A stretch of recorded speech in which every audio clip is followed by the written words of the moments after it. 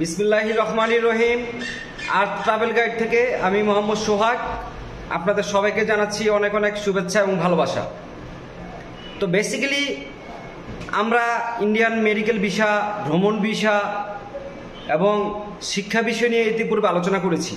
তো আজকে বেসিক্যালি আমরা আলোচনা করব আপনারা কিভাবে খুব দ্রুত সময়ের ভিতরে আপনারা ইন্ডিয়ান মেডিকেল ভিসা আপনারা পেতে পারেন।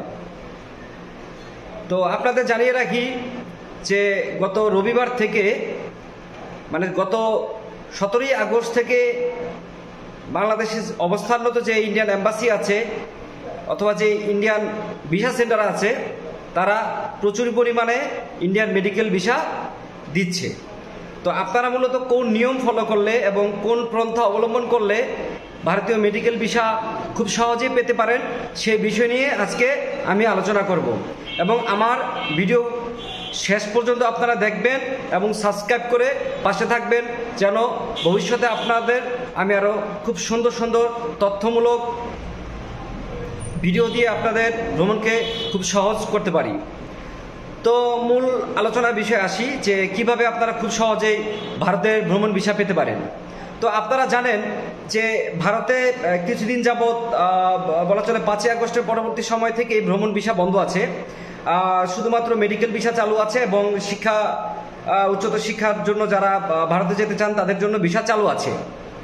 তো ম্যাক্সিমাম টাইমে আমরা আসলে ভারতীয় মেডিকেল ভিসার জন্য আসলে দৌড়ঝাঁপ করি আমাদের বিভিন্ন ইমার্জেন্সি কাজে। তো সেই বিষয়টি নিয়ে আলোচনা করব। তো সর্বশেষ গত মাসের আগ পর্যন্ত আমরা দেখেছি যে প্রচুর পরিমাণে মানুষ ভারতে মেডিকেল ভিসার জন্য অ্যাপ্লিকেশন করেছে, কিন্তু ম্যাক্সিমামই আসলে রিজেক্ট খেয়ে যায়। এর পিছনে মূলত কিছু কারণ আছে, সেই কারণগুলো আমি উল্লেখ করব এবং এটার জন্য কি করণীয় সেটা নিয়ে আলোচনা করব। এখন মূল বিষয়ে আসি যে কেন আপনারা আপনাদের ভারতীয় মেডিকেল ভিসার জন্য অ্যাপ্লিকেশন করলে আপনারা রিজেক্ট খান, কেন ভিসা পান না।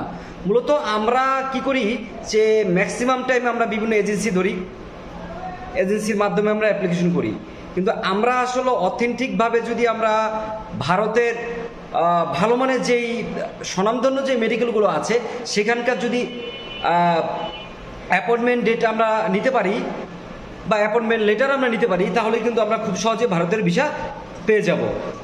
তাছাড়া আপনারা যারা ভ্যাট এবং ট্যাক্স দেন সেই ভ্যাট এবং ট্যাক্সের কপি যদি আপনারা সেখানে যুক্ত করেন তাহলে কিন্তু আপনারা খুব সহজে ভিসা পেয়ে যান।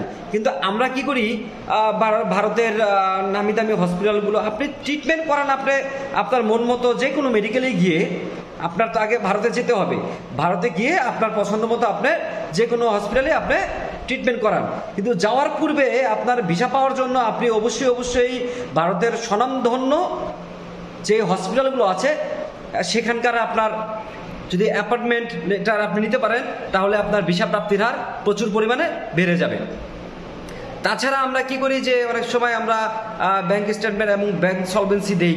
এখন ব্যাংক স্টেটমেন্টে আমরা কি করি, আমরা তেমন একটা ব্যাংকের 50 বা 60,000 টাকা ব্যালেন্স রাখি, কিন্তু সেখানে যদি আপনারা দেখা যাচ্ছে যে 1 লক্ষ থেকে 1.5 লক্ষ টাকার মতো একটা ব্যালেন্স রাখতে পারেন তাহলে কিন্তু আপনাদের ভিসা প্রাপ্তির হার অনেক বেড়ে যাবে। আমরা এই নির্দিষ্ট কিছু ভুলের কারণেই আমরা মূলত ভারতীয় ভিসা পাই না। এখন আসি যে কোন পন্থা অবলম্বন করলে আপনারা খুব সহজে ভারতের ভিসা পেয়ে যাবেন। সর্বপ্রথম আপনাদেরকে জানিয়ে রাখি আপনাদের একটা ভ্যালিড পাসপোর্ট লাগবে, সেই পাসপোর্টের মেয়াদ সর্বনিম্ন 6 মাস থাকতে হবে।